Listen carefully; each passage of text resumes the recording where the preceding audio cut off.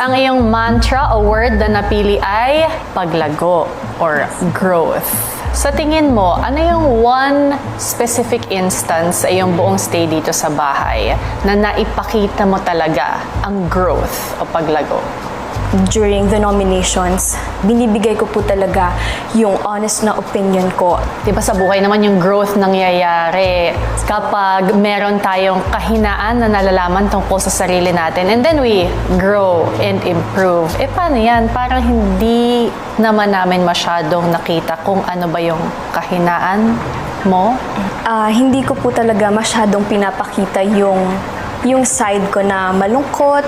Lagi ko pong sinasabi na always look at the bright side of life. Lagi rin po akong nagsa-self-reflect sa kung ano pong kailangan kong i-improve pa sa sarili ko. Have you ever felt a strong emotion dito sa loob pero you chose